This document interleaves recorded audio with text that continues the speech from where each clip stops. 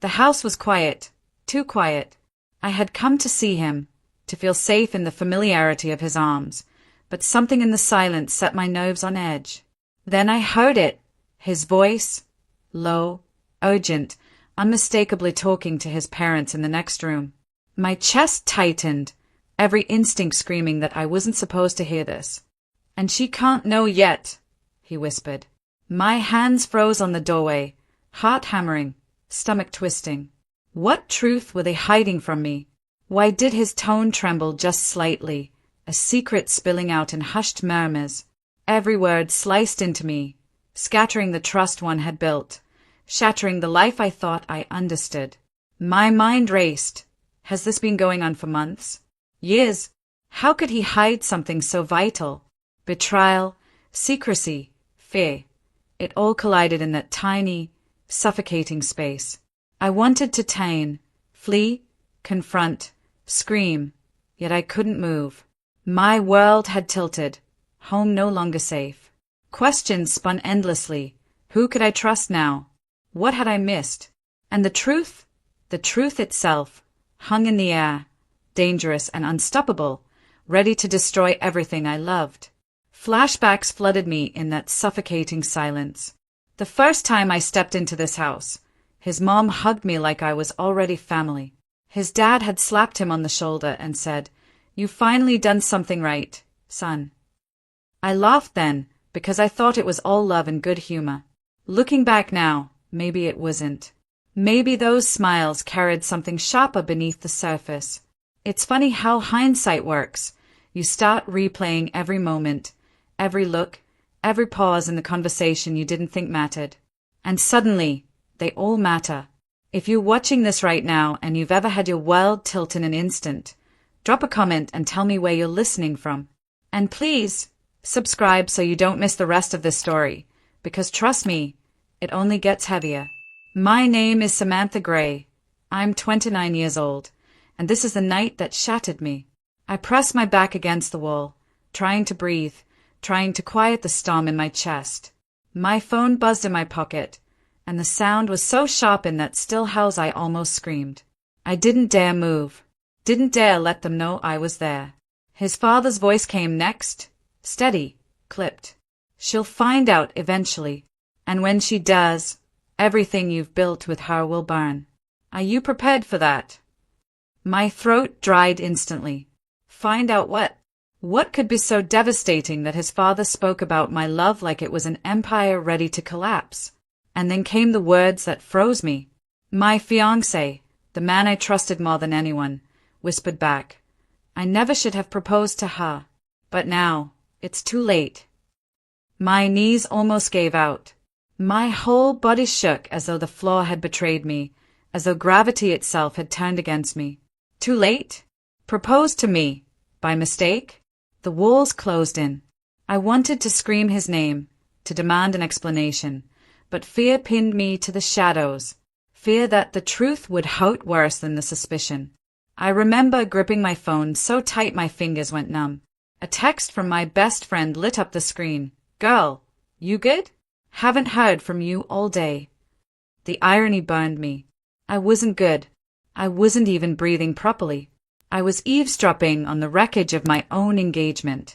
Every fiber of me wanted to run, but I couldn't, not without answers. So I stayed, listening, torturing myself with every word they exchanged. My heart begged me to walk out before I heard too much, but my mind wanted the whole truth. That night, standing in his hallway with my entire future dangling in the balance, I realized something. Love isn't always stolen by outsiders. Sometimes it rots from within. And what I was about to hear next would not just break me, it would redefine everything I thought I knew about him, and about myself. Before I could move, his mother's voice cut through the silence. Calm, cold, unmistakable. "If she discovers the real reason you're marrying her, she'll leave you, and we can't afford that." Her words clung to the air like smoke, thick and choking. "If she discovers the real reason you're marrying her, she'll leave you, and we can't afford that." My breath caught. The real reason. Those 3 words pressed against my skull, demanding an answer my heart wasn't ready to face. My mind scrambled through possibilities. Money, lies, debts, another woman? None of it made sense, but the certainty in her tone chilled me to the bone. I wasn't just a fiancé in love. I was a pawn in something I couldn't yet name. The living room door creaked, and I pressed myself flatter against the hallway wall, terrified of being caught. My pulse hammered so loud I was sure they could hear it. The faint aroma of coffee lingered from earlier that evening, mixed with the polished wood scent of the staircase. Ordinary smells, ordinary house. Yet nothing about this night was ordinary. His mother's voice came again, sharper now. You have to end it cleanly when the time comes. Dragging it out will only destroy both of you. End it? My throat constricted. Was my engagement already a countdown? I thought back to his proposal just 4 months earlier. The way he'd knelt in the park, the city skyline glowing behind us, a tiny velvet box trembling in his hand. I'd cried, of course. Said yes through tears, laughter, disbelief. It had felt like the beginning of everything I'd ever wanted. But tonight, with my back pressed to his parents' wallpapered wall, I realized maybe it had been the beginning of the end. Mom, his voice cracked, softer than I'd ever heard it. I don't want to hurt her. For a flicker of a second, I felt relief. He cared. But then his father cut in, gravel steady. You already have. The words landed like a hammer on my chest. Already? What had he already done? My hands shook as I gripped my phone tighter, as if holding onto it could anchor me in the storm. I typed a message to my best friend. I think something's wrong. Really wrong. But my thumb hovered over the send button. How could I explain this chaos in a text? How could I put betrayal into words when I didn't yet know its shape? So I erased it, kept listening, torturing myself with more pieces of the puzzle. Dad, please, he whispered again, almost pleading. Don't make me choose tonight. Choose? My breath stilled. Choose between what and who? The silence that followed stretched unbearably long. I could hear the ticking of the grandfather clock in the hallway, each second like a nail hammered into my chest. Finally, his father spoke, calm but final. You either protect this family, or you lose everything. And if she gets even a hint, it's over. Protect this family. Lose everything. I pressed my hand to my mouth to keep from gasping out loud. Was I the threat to protect against? The hint they feared? In that moment, I realized the man I loved wasn't just hiding something. He was trapped in it. And by saying yes to him, I had unknowingly stepped into the cage with him.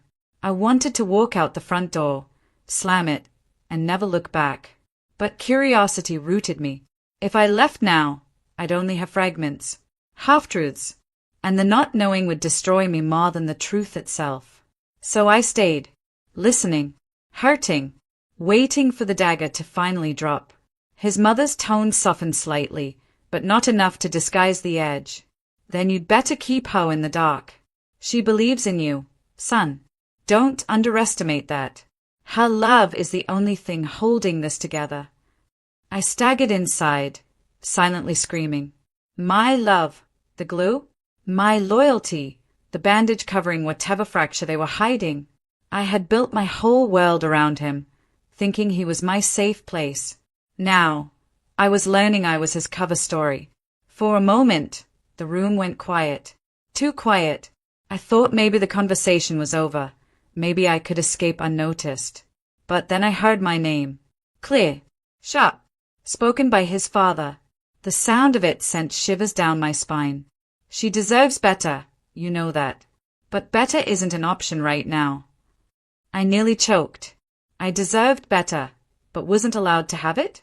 What did that even mean? Memories collided in my head like shards of glass.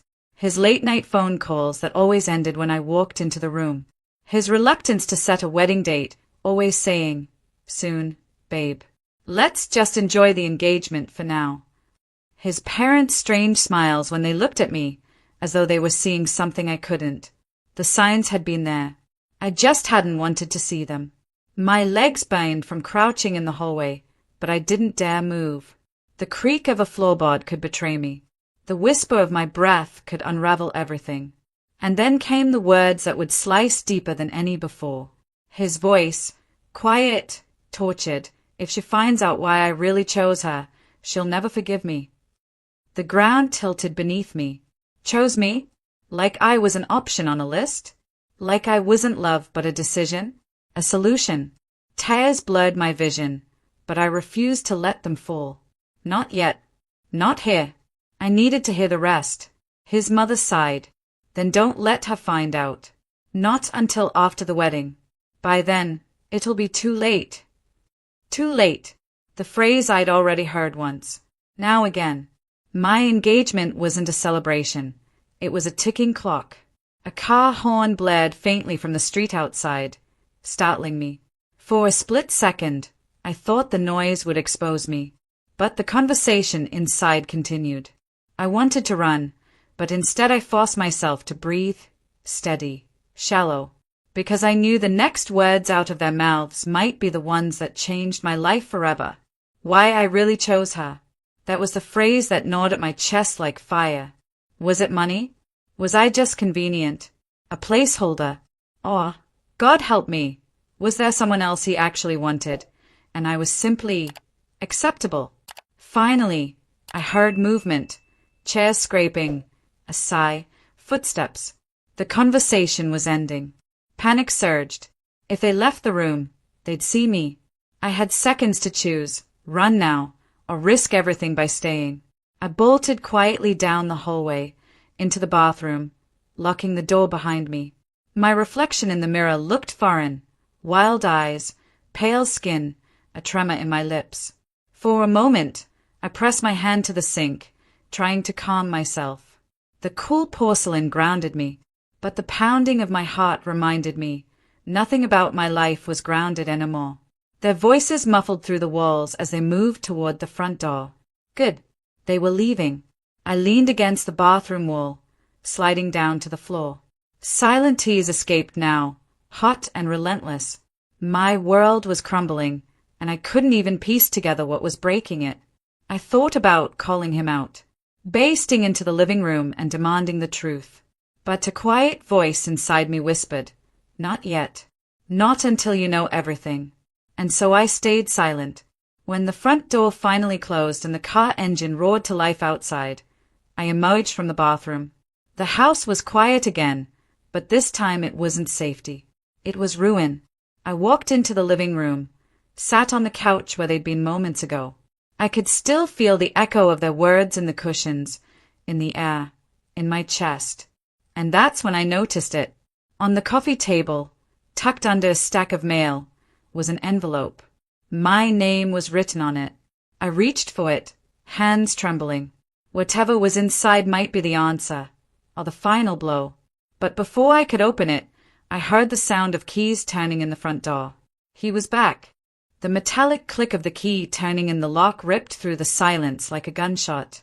My whole body jolted, the envelope still trembling in my hands. I had seconds to decide whether to hide it, open it, or pretend I hadn't seen it at all. The front door creaked open. His footsteps echoed against the hardwood floor. I shoved the envelope under the throw pillow beside me just as his voice filled the room. "Babe? You here?" My throat tightened. How was I supposed to sound normal after what I'd just overheard? My heart was still hammering against my ribs, my palms damp. I forced myself to answer, voice shaky but steady enough to pass. "Yeah, I'm here." He rounded the corner into the living room, surprise flickering across his face. His hair was tousled, jacket half-buttoned, as though he'd rushed back in. His eyes scanned me quickly, searching for something. You didn't text me you were coming." I shrugged, feigning casual. "I just wanted to see you." It was almost laughable, the irony. I had come to feel safe, to feel close, and instead I'd discovered a version of him I didn't recognize. But I couldn't show that. Not yet. Not until I knew what that envelope held. Not until I pieced together the truth. So I smiled faintly, though my stomach was still twisting. He moved toward me, leaning down to kiss my forehead, but I shifted slightly, pretending to adjust my position on the couch. A subtle dodge, but enough. His brows furrowed for a moment. Suspicion? Or just confusion? I couldn't tell. "What were you doing in here?" he asked casually, dropping his keys on the coffee table, mere inches from where I had hidden the envelope. I froze. My pulse roared in my ears. "Just waiting for you," I said quickly. His eyes lingered on the pillow beside me, the exact one concealing the evidence. My body went rigid. Did he know? Did he suspect? The silence stretched uncomfortably long before he finally sighed, loosening his tie. "Sorry I was late. My parents, you know how they are." I swallowed hard. Oh, I knew. I knew more than he wanted me to. For a fleeting second, I thought about blurting it all out, what I'd heard, what I suspected. But fear stopped me cold. If I confronted him now, he'd find a way to twist it, to deny, to manipulate, to bury me in half-truths. No, I needed proof. And proof was tucked under the very pillow keeping me upright. "Are you hungry?" he asked, heading toward the kitchen. I was thinking of ordering in. Relief flooded me. He was distracted. His back was turned.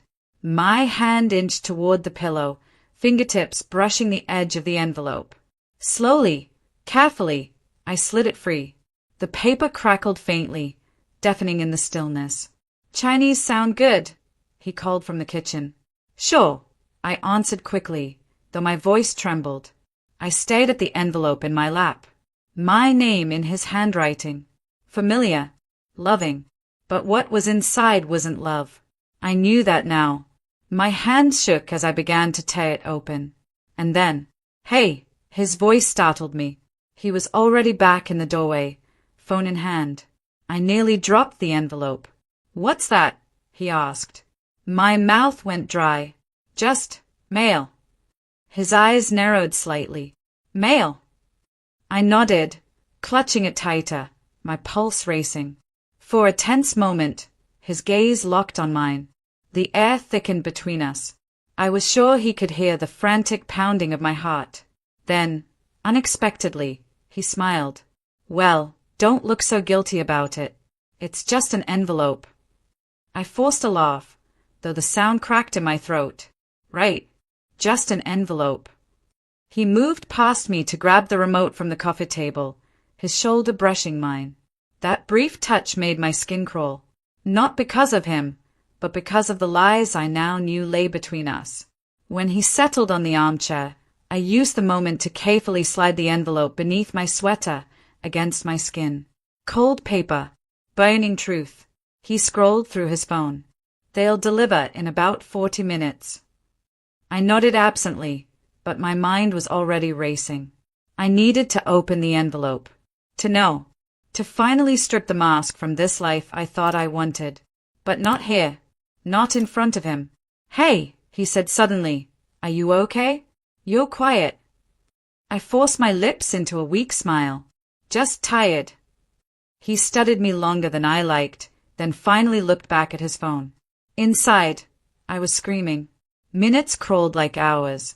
He flipped through channels, muttered something about sports, and I pretended to watch. But every second was torture. That envelope was searing into my skin. My body felt split in two, the part of me still trying to play the role of fiancé, and the part desperate to know the truth. At last, his phone buzzed. He stood, muttering something about stepping outside to take the call.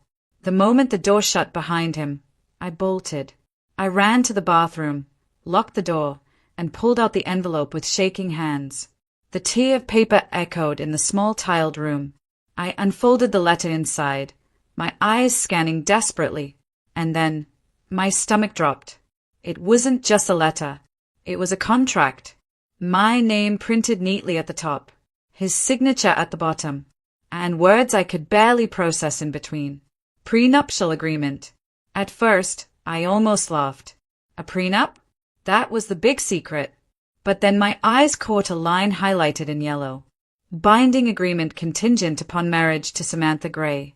Failure to proceed will result in forfeiture of family trust inheritance.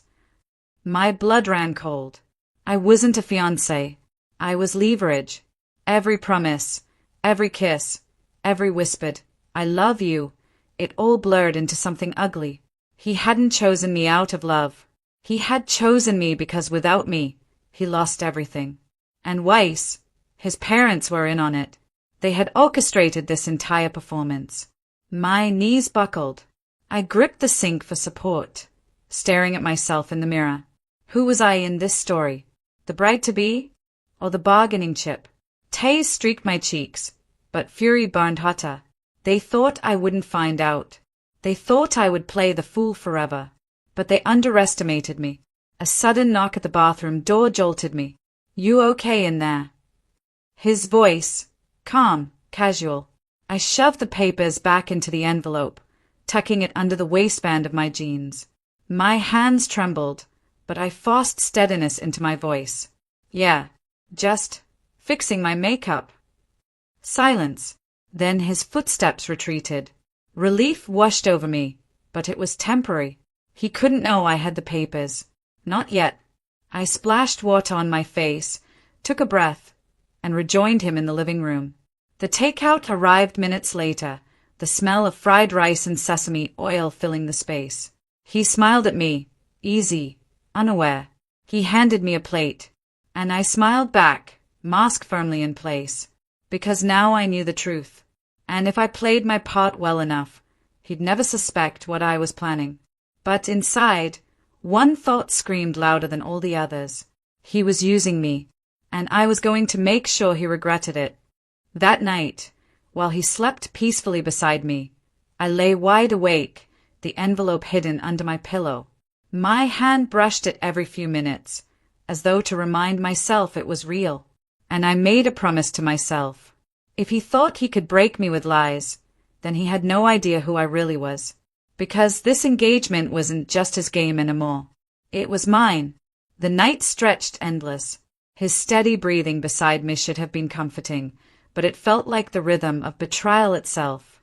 Every inhale, every exhale reminded me of the man I thought I knew, and the stranger he truly was. Under my pillow, the envelope pressed against my fingers, solid and damning. I couldn't let it go. It was proof. Proof that love hadn't brought us here. Proof that I was nothing more than a contract. But I also knew something else. The letter was only a fraction of the truth. And if I wanted the whole picture, I would have to play a part. The next morning, I moved carefully, like an actress rehearsing lines for a role I hadn't agreed to play. "Good morning," he mumbled, kissing my cheek, unaware that the lips he pressed against were clenched with secrets. I smiled faintly. "Morning." The scent of his coffee, the clatter of his spoon, the normalcy of it all. It was maddening. How could life look so ordinary when my world was collapsing in silence? I had two choices: confront him and risk him covering his tracks, or play along until I had enough to blow the whole thing wide open. And in that moment, I knew. I wasn't going to be his pawn anymore. I was going to be the player. "Do you want to come by the office with me today?" he asked suddenly, looking at me over his mug. The invitation startled me. He never asked me to join him at work. His company, his father's legacy, was sacred territory, carefully guarded. But maybe this was the opening I needed. "Sure," I said, keeping my voice steady. "I'd like that." The office was sleek, modern, glass walls, polished marble, the faint hum of productivity everywhere. He walked with confidence, greeting employees with smiles that seemed genuine. I watched closely. Was this the same man who used my love as collateral, or had he convinced even himself of his sincerity? He showed me his desk, his view, his world. To anyone else, it would have been impressive. To me, it was a stage, and I was looking for the cracks in the performance. While he stepped away to take a call, I wondered. My eyes scanned framed awards, neatly stacked files, the perfectly aligned pens on his desk. Everything screamed order, perfection, control, until I noticed the drawer, slightly ajar. My pulse quickened. I glanced toward the glass door. He was still deep in conversation, his voice muffled. I pulled the drawer open further. Inside, papers, folders, ledgers, contracts like the one I had hidden at home. And then, a photo of him with another woman. My breath hitched. She was beautiful. Dark hair, bright smile, the kind of confidence that radiated even in a still image. On the back, written in his handwriting, always.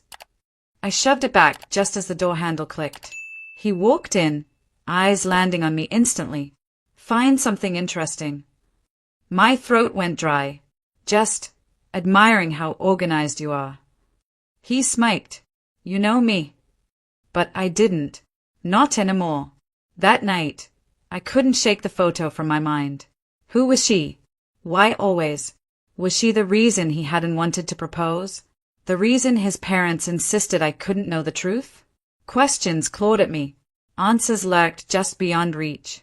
And I knew, if I wanted the truth, I couldn't rely on him to give it. I'd have to take it. So I started watching him closely. The late-night texts, the abrupt changes in his schedule, the way he guarded his phone like it was a lifeline. Patterns emerged, and with them, opportunities. One evening, he fell asleep on the couch, phone slipping from his hand. My heart raced as I picked it up, fingers trembling. The lock screen lit up, a preview of a message. We need to talk. She can't find out. The sender's name, Elena. My stomach twisted. Was Elena the woman in the photo? I wanted to unlock the phone, to dive into the threads of lies woven inside. But his hand twitched, and panic surged. I placed it gently back beside him, heart pounding like I'd committed a crime. Not yet. Timing mattered. Instead, I turned to someone I could trust. My best friend, Lily. When I finally told her, her gasp echoed my own disbelief. Sam, this is insane. You can't just sit in it. You need to confront him. I shook my head. Not until I have everything. I need more than suspicion. I need the truth in my hands. She studied me, worry etched across her face. And what if the truth breaks you? I swallowed hard. Then at least I won't be broken by lies. The following week, the cracks widened. He canceled dates, avoided eye contact, spent hours at the office. I pretended not to notice, played the dutiful fiancé, smiled when necessary, nodded when he spoke. But inside, I was archiving every inconsistency, every excuse, every little betrayal he thought went unnoticed. Finally, an opportunity came. He left his laptop open on the dining table. I shouldn't have looked. I knew that. But curiosity had already transformed into survival. The screen glowed with emails. And there it was, correspondence with Elena. I scrolled, breath shallow. The wedding's coming fast. We can't risk her finding out. Once the papers are signed, everything will be secure. This is for all of us. Every sentence was another blade. Not just her, them. There were layers to this I hadn't even imagined. My chest constricted. My love story wasn't love at all. It was business. A calculated, cold transaction wrapped in roses and promises. And somewhere in the middle of it was Elena. Who was she to him? Partner?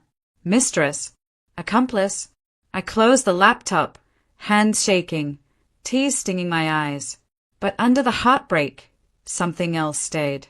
Resolve. They thought I was naive. They thought I would never see past the smiles and rehearsed I love yous. But I did. And now, I had their words, their contracts, their secret names. I wasn't powerless anymore. That night, lying beside him, I whispered promises I didn't mean. Let him kiss me, hold me, call me his. But my mind wasn't there. My mind was planning. Because if he thought I was just going to crumble, he was wrong. I was going to find out everything. And when I did, I was going to burn the whole illusion to the ground. The next morning, I woke to the sound of his phone buzzing on the nightstand. A new message lit up the screen. From Elena. She's getting suspicious. We need to move faster. And in that instant, I knew whatever they were planning was about to happen sooner than I ever expected. The knock at my door was too soft to belong to a neighbor, too hesitant to be a delivery, too calculated to be a stranger. I froze halfway down the hallway, my hand gripping the banister, pulse hammering against my wrist. For 3 seconds, silence stretched like a tight rope about to snap. Then another knock came, this time firmer, as if the person on the other side knew I was there, listening, deciding. I opened the door. It was Ethan. He stood in the doorway, hair damp from the night mist, eyes shadowed in a way that unsettled me more than the bruises he'd once hidden so carefully. He looked like a man who had walked through fire and wasn't sure he'd come out whole. "Can we talk?" he asked, voice low, guarded, like someone afraid of being overheard. I almost said no. My body begged me to close the door and retreat back into silence. But curiosity pulled me forward, curiosity and the strange ache that came every time I remembered his face in that old photograph, the one that didn't belong in my life, yet somehow did. 5 minutes, I whispered. That's all. The living room felt smaller with him inside. The walls leaned in, the ticking clock grew louder, and my chest tightened. I stayed standing, arms crossed, while he lowered himself into the chair across from me. "You're still looking into it," he said. Not a question, but a statement. My silence answered for me. "I need you to stop." There it was. The command, the plea, the warning, 3 tones in one sentence. My mind fired with questions. Stop because it's dangerous. Stop because I'm close to something. Stop because he's afraid of what I'll find. Why? I asked. His jaw tightened, eyes flicking toward the window, then back at me. Because some truths don't set you free. They bury you. The line was dramatic enough to sound rehearsed, but the quiver in his voice betrayed something real. Fear. Fear of me. Or fear for me. I took a step closer, testing him. So you admit there's something worth burying? He shook his head slowly, like a man too exhausted to keep denying but too cautious to confess. I'm saying curiosity can be a noose. And right now, you're tying it tighter every day. Every word should have scared me into retreat. Instead, it sparked something reckless. A question burned hotter in my mind. What could be so dangerous that he would rather threaten me than let me know? You came here to warn me, I said softly. That means I'm closer than you want me to be. His lips parted, as though to respond, but footsteps outside interrupted us. Sharp, fast, deliberate. Ethan stiffened, his head snapping toward the door. Who else knows? He demanded. No one. My voice trembled at the edges, though I meant it. Then someone followed me. He was on his feet in an instant, moving toward the back of the house. My body lagged, my mind trying to catch up with a rush of adrenaline that filled the room like floodwater. Followed. By who? We killed the lights. Darkness collapsed around us. The only sound was the muffled thud of boots on my porch. My breath caught in my throat, loud in my ears, impossible to silence. The doorknob rattled. Once, twice, then stillness. I counted to 10 in my head, each second scraping my nerves raw. Then a voice, low and gravelly, seeped through the wood. Ethan, open the door. I'd never heard the voice before, but Ethan had. His entire frame locked, every muscle straining like a hunted animal cornered by a predator. Who is that? I whispered. He didn't answer. His silence screamed louder than words. The man outside knocked once more, 3 sharp raps that carried a strange finality. Then footsteps retreated into the night. But the air didn't lighten. It grew heavier, pressing on my ribs until I could barely breathe. Ethan sank into the chair again, burying his face in his hands. For the first time, I saw the crack in his armor, not just fear, but despair. They found me, he murmured. Faster than I thought. I leaned forward. Who? His eyes lifted to mine, bloodshot, desperate. If I tell you, you'll wish you never met me. I thought of the photo, the uncanny resemblance, the web of half-truths, warnings, and silences. My entire life had already been pulled into this storm. wishing wouldn't change it. Then tell me anyway, I said. He hesitated. His gaze swept the room as if measuring its safety. Finally, he exhaled, long and jagged. There's a name. One you'll come across if you keep digging. When you do, walk away. What name? He leaned forward, voice barely audible. Jonas Mercer.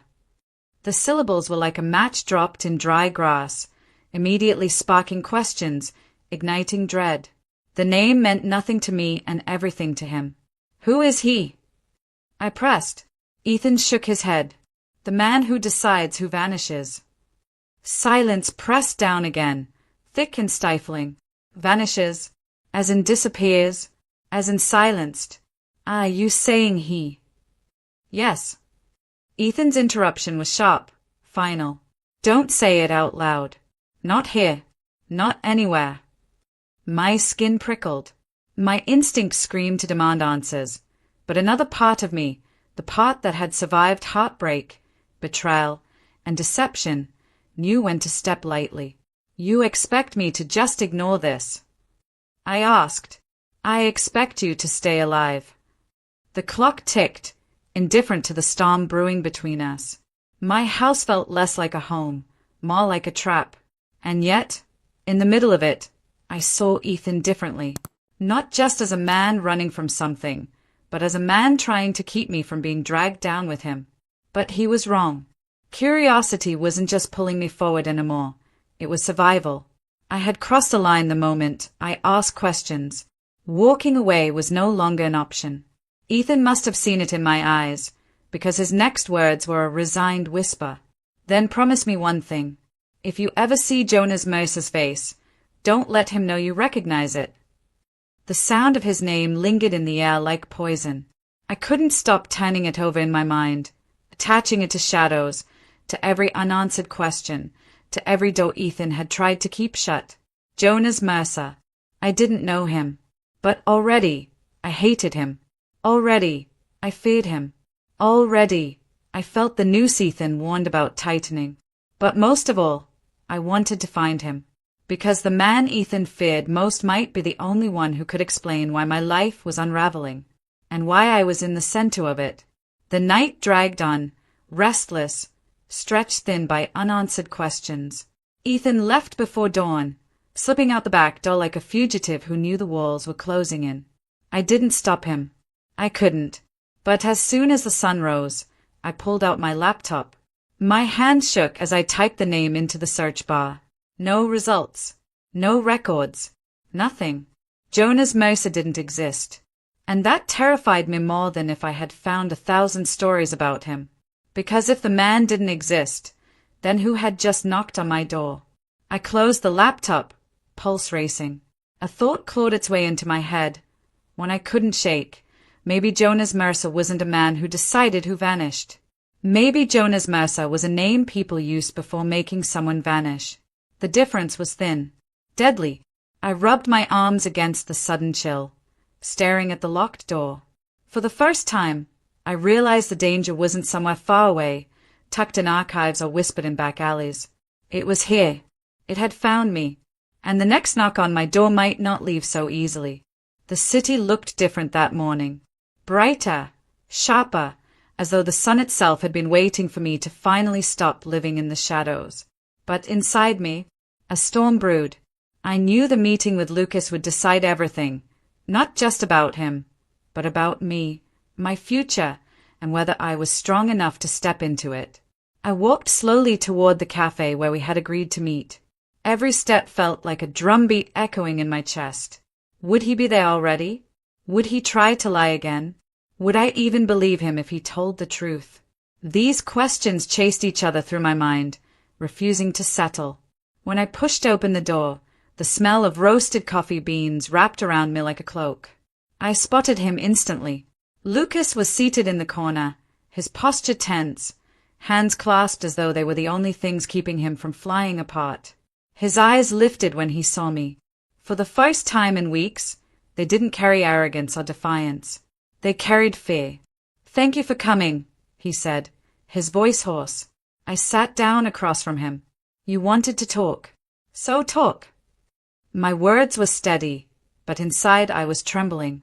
He drew in a shaky breath. I messed up. Badly. I know I can't undo it.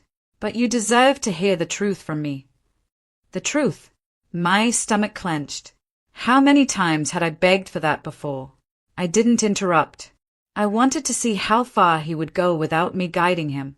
I thought I was protecting us, he began. When I hid things, when I made those choices, I told myself it was for us. But really? I was protecting myself. My pride. My image. My need to control everything. His hands shook slightly on the table. He didn't look like the man who had betrayed me with calculated precision. He looked like a boy caught in his own lies. I leaned forward. So why now? Why admit this now? His eyes darted away before settling back on me. Because I saw what I was losing. And I realized, maybe too late, that without you, none of it matters. The old me would have melted at those words. The me sitting here now only felt the weight of them. How many times had he chosen his pride over me before reaching this moment? I'm not here to comfort you, Lucas, I said quietly. I'm here to decide if your truth changes anything.